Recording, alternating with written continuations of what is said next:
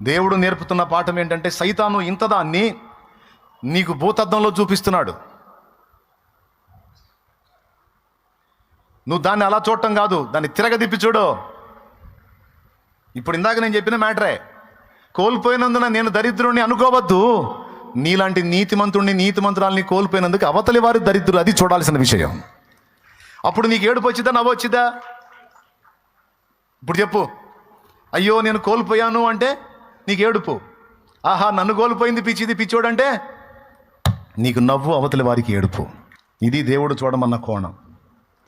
సంగతులను మనం చూడవలసిన కోణంలో చూడకపోతే మనం దెబ్బతినే అవకాశం ఉంది, మెంటల్ టార్చర్ అనుభవించే అవకాశం ఉంది, రోగగ్రస్తులమయ్యే అవకాశం ఉంది, ప్రాణాలు కోల్పోయే అవకాశం ఉంది, మానసిక ఒత్తిడికి, అశాంతికి, ఆవేదనకు గురయ్యే అవకాశం ఉంది.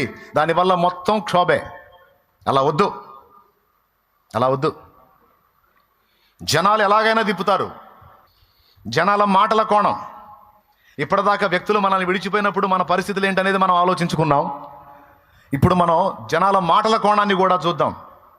మాటల కోణం ఏంటో తెలుసా? ఓడ పగిలింది, సముద్రంలో ఓడ పగిలింది, చెక్క మొక్కలైంది. ఉన్నోళ్ళందరూ ఆ చెక్క మొక్కల మీద మెలితే అనే ద్వీపమునకు చేరారు. ఆ ద్వీపంలో దిగారు. అందరూ ఒడ్డుకొచ్చారు. ఒడ్డుకొచ్చి చలికి బెగసకపోతున్నారు. ఆ చలి దెబ్బకు తట్టుకోలేక అక్కడున్న పుల్లలన్నీ ఒక కుప్ప వేసుకొని, చలిమంట వేసుకొని అందరూ చలి కాపుకొని ప్రాణాలు కాపాడుకుంటున్నారు. పౌలు భక్తుడు కూడా ఉన్నాడు అందులో. పౌలును బంధించి తీసుకెళ్తున్నారు తీర్పుకి. ఆయన కూడా ఉన్నాడు అందులో. ఆయన ఏం చేశాడో తెలుసా? చలి కాసుకుంటున్నారు కదా, నేను కూడా కూర్చుంటే ఎట్లా అని పుల్లలేరాడు. పుల్లలేరి ఒక మోపులా గట్టి తీసుకొచ్చి ఆ మండుతున్న మంటలు ఈ పుల్లల మోపేశాడు. ఇంకాస్త పెద్ద మంట వచ్చింది, ఇంకొంతమందికి చలి కాగుద్దని వేసాడు. వేసి ఇక ఆయన కూడా పాప ఇక చలి కాచుకుంటున్నాడు. ఆ పుల్లల మోపేసి చలి కాచుకుంటున్నాడు. చుట్టూ జనం ఉన్నారు, చలి కాచుకుంటున్నారు అందరూ. ఈలోపు ఆ కట్టెల్లో నుంచి ఓ పాము వచ్చింది బయటికి. పౌలు కొప్పేసేటప్పుడే అది ఆ కట్టెల్లోకి చేరుంది. ఆ మోపు అలాగ తీసుకొచ్చి మంటల్లో వేసాడు. ఆ కాక దెబ్బకి అది బయటకు వచ్చింది. బయటకు వచ్చి అందుబాటులో పౌలు చేయి కనపడింది. తప్పీమని పట్టుకుంది, కాటేసింది.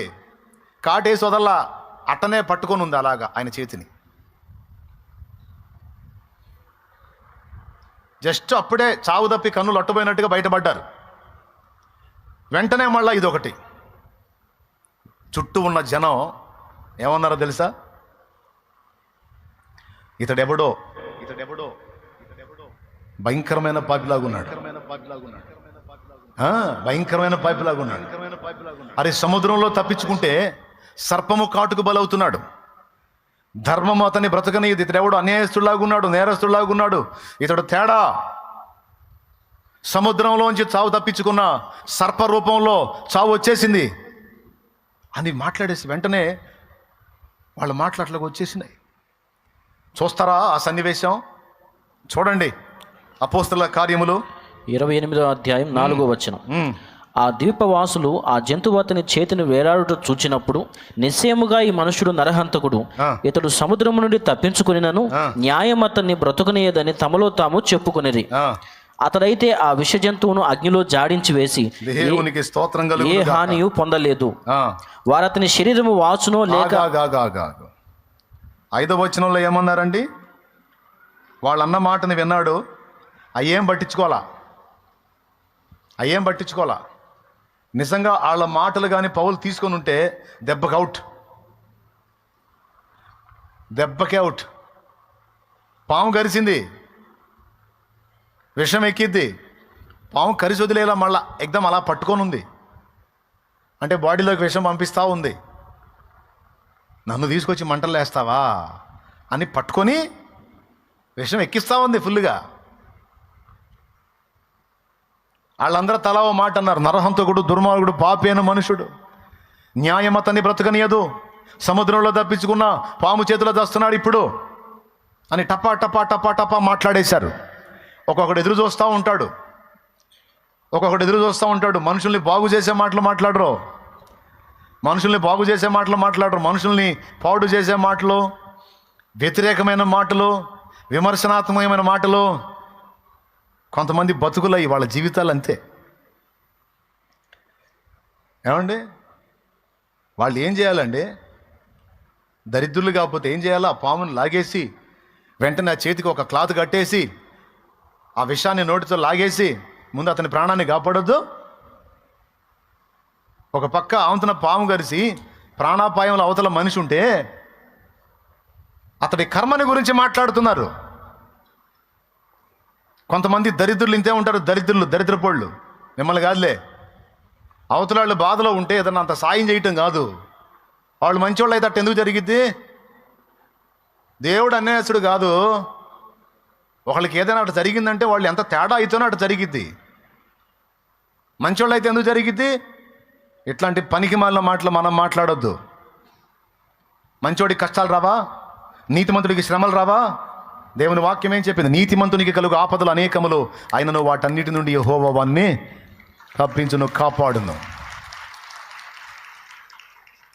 ఎవరైనా ఏదైనా ఇబ్బందిలో పడగానే, వాళ్ళకి ఏదైనా సమస్య రాగానే అది వాళ్ళు మంచోళ్ళు అయితే ఎందుకు జరిగిద్ది?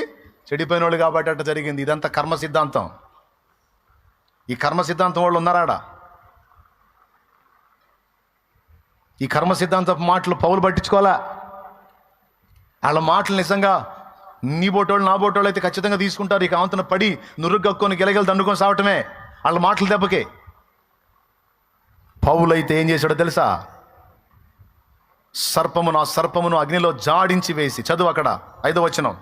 అతడైతే ఆ విష జంతువును అగ్నిలో జాడించి వేసి ఏ హానియు పొందలేదు. 2 జాడించాడు ఆయన. ఆ విష జంతువును జాడించాడు. ఈ కర్మ సిద్ధాంతం వాళ్ళ కర్మగాలిన మాటల్ని కూడా అని జాడించాడు. దేవునికి స్తోత్రం కలుగును గాక. జాడించేశాడండి.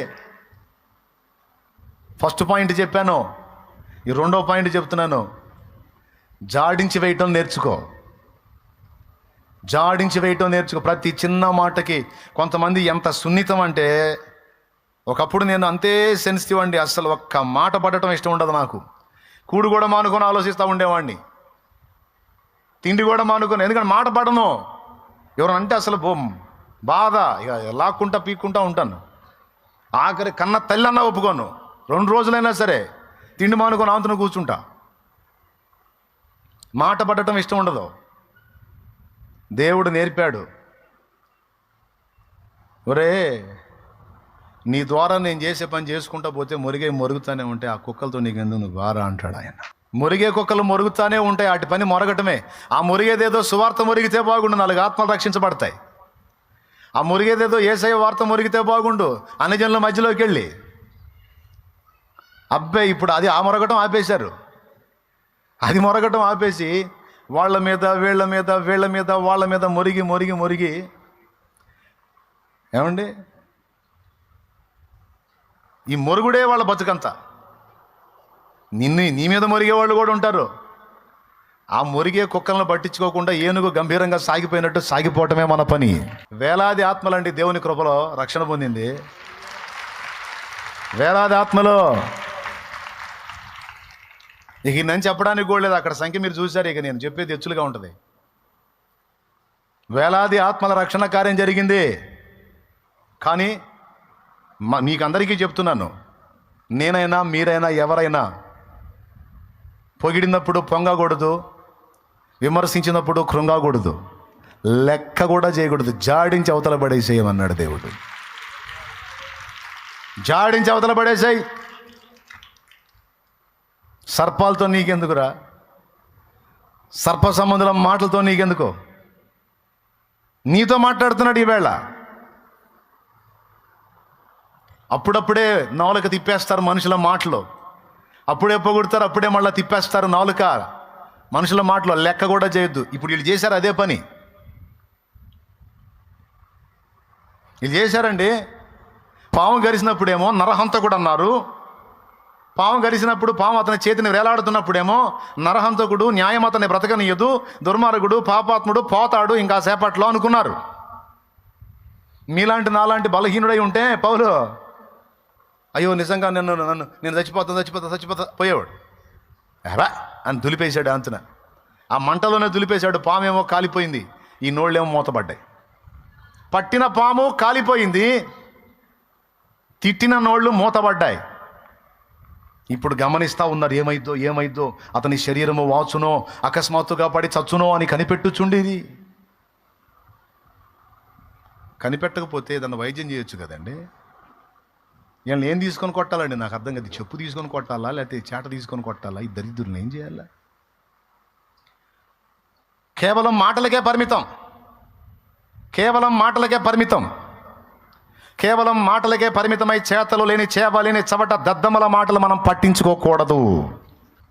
పని కావాలి, దమ్మున్నవాడు పని చేసి చూపించాలి, పని చేసి చూపించాలి, వైద్యం చేయాలి, నిలబెట్టాలి, పోయే ప్రాణాన్ని ఆపాలి. అది చేయలా. దద్దమ్మలో నిలబడి మాటలు మార్చుకుంటున్నారు. ఫస్ట్ ఏమో నీతిమంతులాగా కర్మ సిద్ధాంతాలు మాట్లాడారు, తర్వాత ఏమో కనిపెడుతున్నారు, ఇంకాసేపు చేస్తాడు, ఇంకా ఇద్ది కనిపెడుతున్నాడు. ఆయనకి ఏం కాల, ఏమెందుకైతే ఆయన చెయ్యి పట్టుకున్నవాడు దేవుడు. కాటు పడితే ఎవరి మీద పడింది?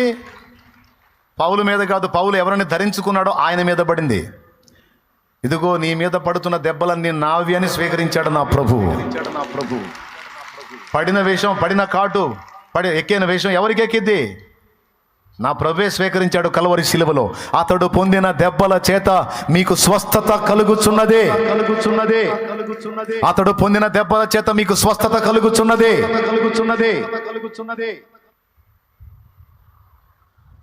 దులిపేశాడు హాయిగా, చలిమంట కాసుకుంటా తనని అనుకుంటూ కూర్చున్నాడు. అది ఏ జాతి పాము, అది గరిస్తే ఏమైందో వాళ్ళకి తెలుసు. ఊరోళ్ళు కదా, వాళ్ళకి తెలుసు, కర్మ బ్యాచ్కి తెలుసు. కానీ ఇప్పుడు ఈయన కర్మ కాలకపోగా వాళ్ళ కర్మ కాలింది. ఎందుకంటే ఈయన చావలా, బతికే ఉన్నాడు, బాగున్నాడు, క్షేమంగా ఉన్నాడు.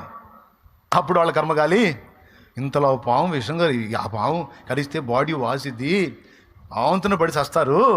అలాంటిది ఏమీ కాకుండా ఉన్నాడంటే ఇతడు ఒక దేవత. ఊరు ఇప్పుడే కదరా నరహంతకుడు అంటే, ఊరు ఇప్పుడే కదరా తేడా అంటే, ఊరు ఇప్పుడే కదరా అన్యాయం అంటే అన్యాయస్తుడు అంటే, ఇప్పుడే కదరా న్యాయ దేవత అతని బ్రతకనీయదు అంటే ఇప్పుడు అతని దేవత అంటున్నారేంటి? అది కదరా మీ నాలుక, అది కదరా మీ బుద్ధి, అది కదరా మీ బతుకు. ఇలాంటి వాళ్ళ మాటలు నేను ఎందుకు పట్టించుకోవాలరా?